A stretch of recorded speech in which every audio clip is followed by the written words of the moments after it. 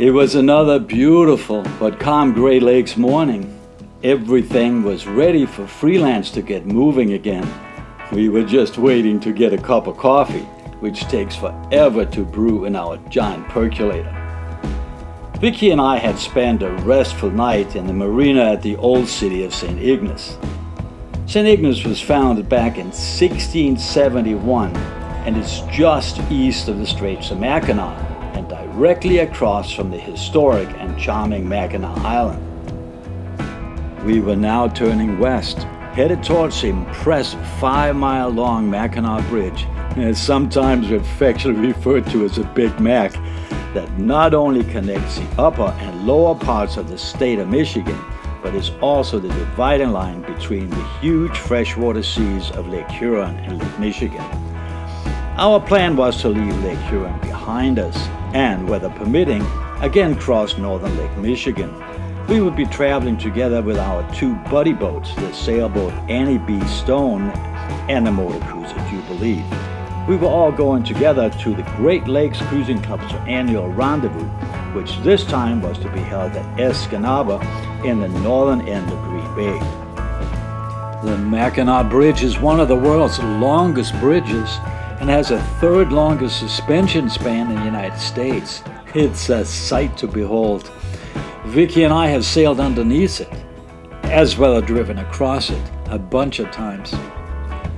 I should mention that before the bridge was built in 1957, there was a busy ferry line which carried about 9,000 vehicles a day between Mackinac City and St. Ignace. It is said that the line of the cars waiting for the ferries would stretch for miles and miles. The wind was light and right against us, as was the outflowing current.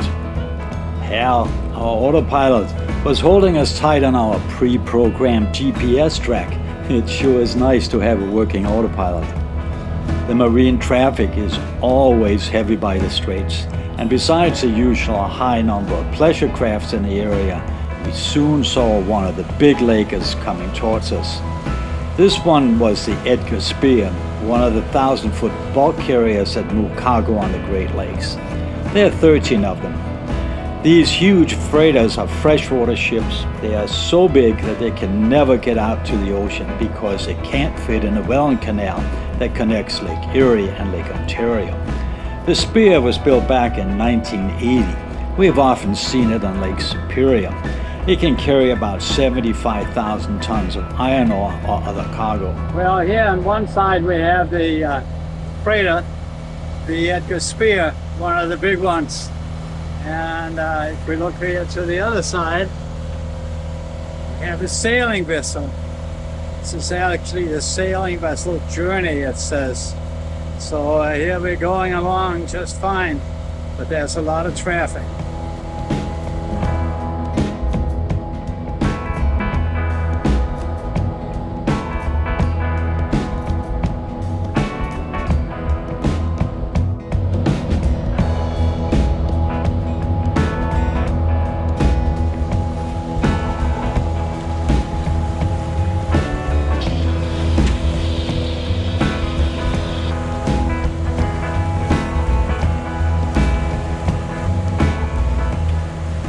These big freighters kick up quite a wake.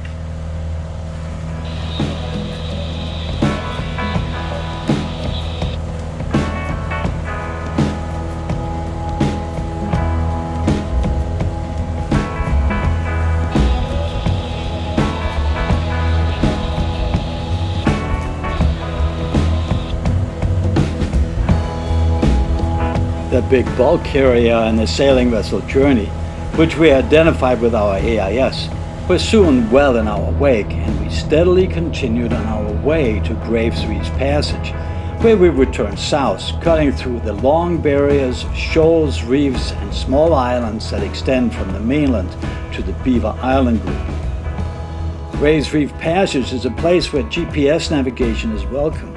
I previously passed through here with just careful dead reckoning and buoy hopping, and GPS is so much more convenient. There are so very few landmarks to take bearings of, except for the lighthouses at the top and bottom of the passage.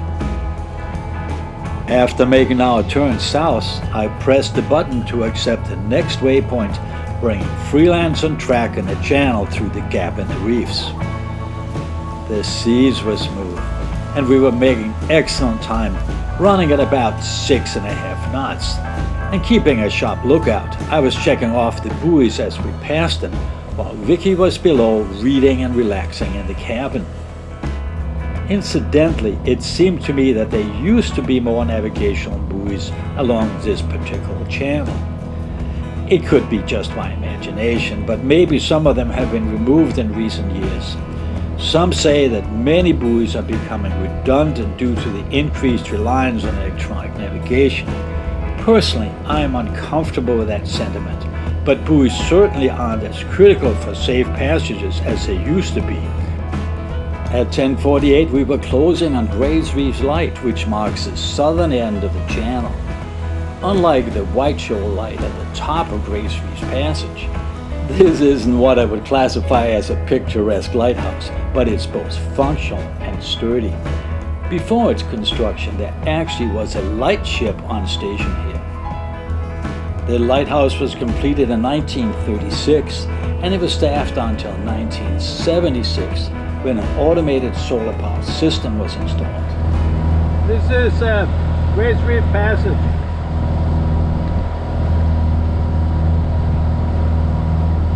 It must have been tough duty to be a lightkeeper here in old times. Can you imagine? We turned west after the lighthouse, setting a course towards a small harbor at St. James, at the northeastern end of Beaver Island, where we had made dock reservations. It was easy going, just another lazy day out on the water. The skies were clear to the north, but we could see that there were signs of a weather system far away to the south. My radar apps and predict wind actually showed that the faraway clouds were the edge of a huge weather system with violent storms down away to the north, more than 250 miles away. But that obviously would not affect us. At 1:20, we arrived at St. James, a small port at the northeastern top of the beautiful Beaver Island. There used to be a U.S. Coast Guard station here, but that closed back in 1958. It was a new destination for Vicky. Well, I've been here before, having passed through during a yacht delivery. There are two marinas. The South Dock is by the ferry landing, and the North Dock is at the top of the bay. Vicky and I made the turn into the buoy channel that leads to the North Basin. We had made reservations at the North Dock, as had our buddy boats of the Jubilee and the Annie Stone. On the chart, it looked like the North Dock would be too shallow for Freelance's 5.5-foot draft, but we had checked in advance and were assured there was plenty of depth, partly because Lake Michigan's actual water level was much higher than the chart data. The anchorage is good. It's somewhat protected by a shoal, and it can be busy. On this day, there was just a single sailboat riding on the hook. St. James is a really fun place with decent restaurants, shops, and an amazing history. It's a popular destination, so it's always best to make advance reservation at one of the marinas when you plan on visiting Beaver Island. Our friends Judy and Bill of the motor cruiser Jubilee had arrived at the marina about an hour before we did. Jubilee was tied across the same finger pier as Freelance would be, so Bill and Judy were patiently waiting to give us a helping hand with docking in our assigned slip when we got there, as was one of the marina's friendly dock attendants. About 45 minutes later, the Annie B. Stone came in to the North Dock, having left from St. Ignace just a little later in the morning than we did. We were, of course, ready at their assigned slip to welcome them to St. James and to give them a hand with their dock lines. In no time, Nelson had their boat secured the way he wanted it. We now had a few hours to enjoy the pleasant port before we went over to the Annie B. Stone for a pre-planned communal meal. Usually when we are sailing together with buddy boats, we all rotate who's going to host social hour and cook dinner, or find a nearby restaurant to visit together. It's a nice tradition.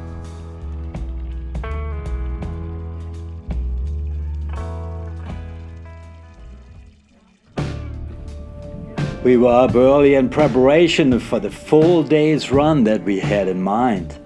The distance from St. James across northern Lake Michigan to Green Bay is about 55 nautical miles.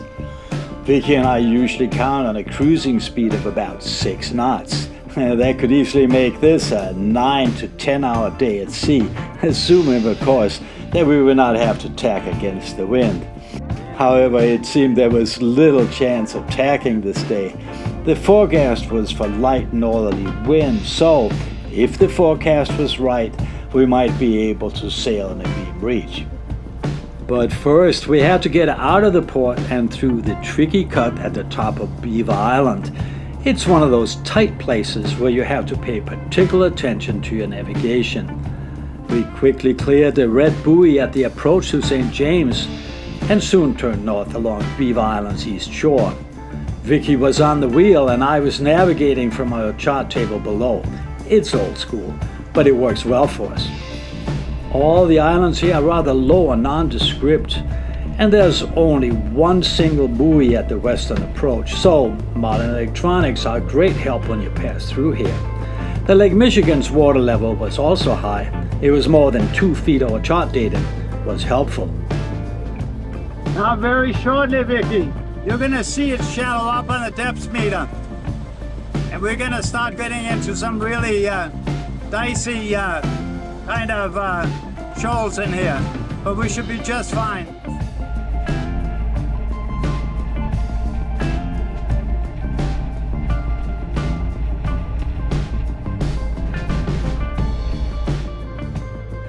We carefully made our turn through the cut, making sure we kept Freelance in the deeper water.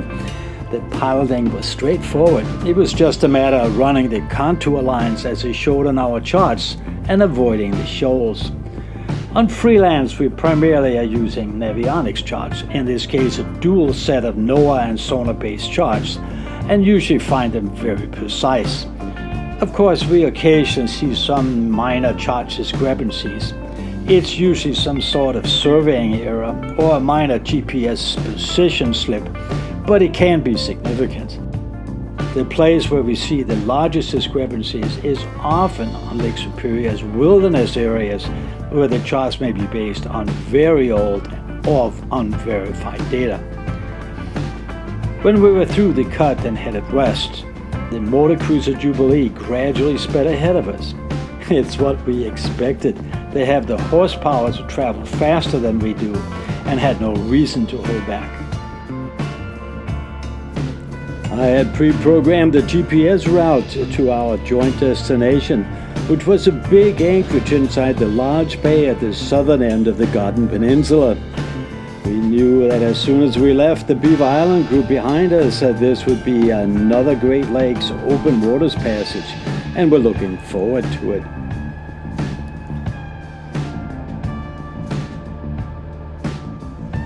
At 9:15, we were closing on the next waypoint, where we would make a course correction to the southwest. Everything was running smoothly, and it was time for Vicky to go off watch. The sea state was about 2 to 3 feet, which wasn't a big deal for us. We rolled the waypoint up here at the island, and now I'm headed down towards the point detour at the Garden Peninsula. The conditions not great for sailing. We only have 8 knots of true wind. We are going downwind here, and it just isn't going to make it for us again. So we're going to have to run the engine on this trip. The motion is a little lively because the fetch is pretty long, but now that we have it on the quarter, it's not so bad. And Vicky can go and take a nap, a well-deserved nap after her watch. So I'll be on watch here for a couple of hours, and we'll make good progress toward the Garden Peninsula, Green Bay and Door County.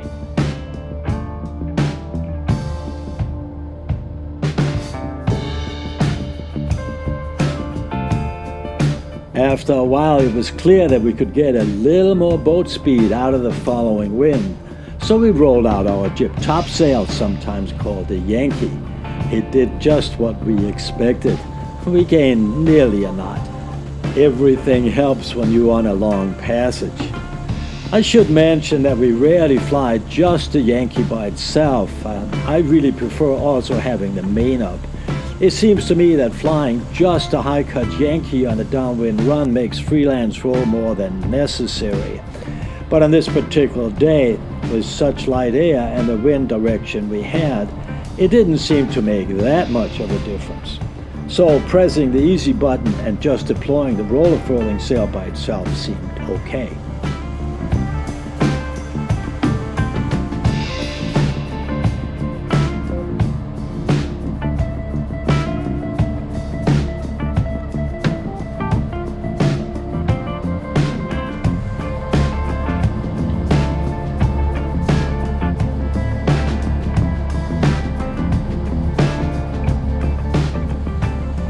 We are now about a little over 3.5 hours away from Point Detour at the Garden Peninsula, and we're just clicking along here with the jib topsail out and the motor sailing. It's still very light air.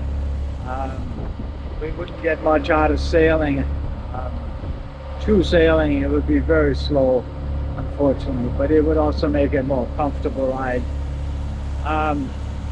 It's a problem when you're trying to get someplace on the schedule. It's more fun when you have a little bit more leeway. But this trip from nearly all the way from the Apostle has been a go, go, go. Trying to get here to the Great Lakes Cruising Club's Rendezvous at Escanaba this year. So, but it's nice just to be out. It's always great to be on the water. And today certainly is a pleasant day.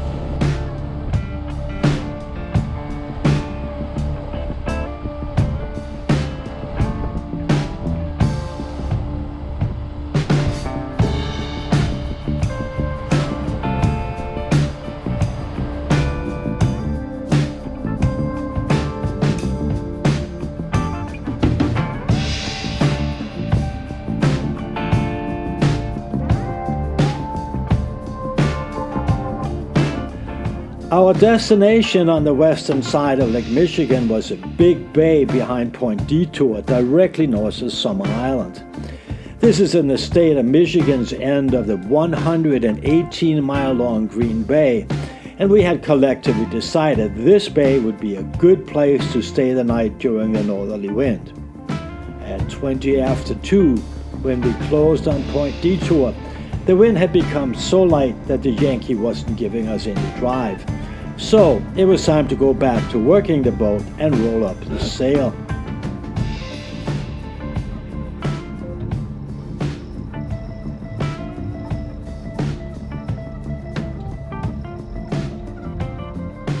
By the way, we always do a few extra wraps around the forestay to solidly secure the sail. It's a good precaution.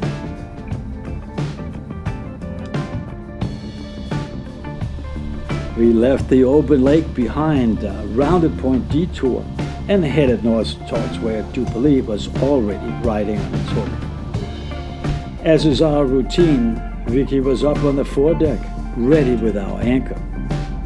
There had actually been very little advanced knowledge about this particular anchorage, so we were cautious about it, including doing the obligatory wide circle with the boat to avoid any unpleasant surprises. We could somewhat make out the bottom.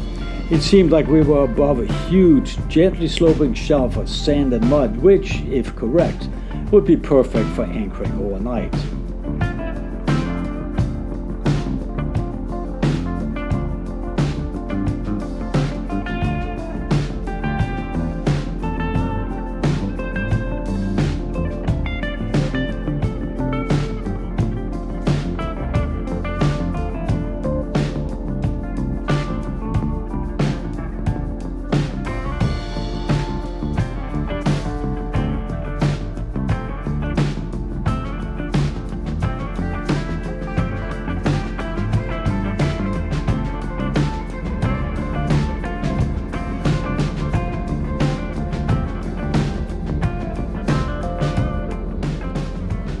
Freelance into the wind, which was also towards a wide sandy beach.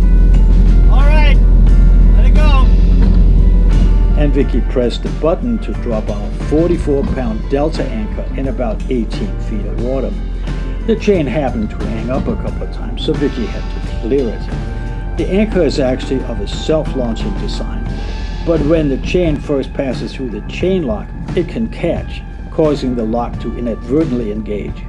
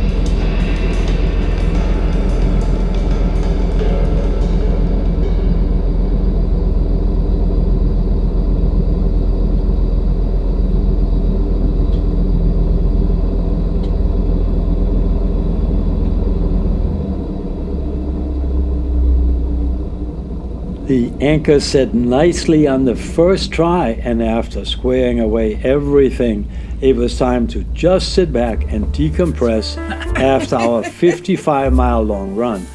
Well, I have to say that it's good to have a Danish beer. The bay actually has a much larger anchorage than we expected. Jubilee was well off to our port, and the Annie Stone was a ways away to our starboard. It was very calm in here. We were perfectly sheltered from the northerly wind, and there was hardly any strain on our anchor chain. And later for dinner we chose to make chow mein. It's always an easy meal to make. Thanks for watching this episode of Sailing SV Freelance. We hope you'll join us again for the next video, when we will explore up the Garden Peninsula, visiting the quaint old ghost town of Fayette. Please don't forget to subscribe, like, and leave a comment. It helps us a lot.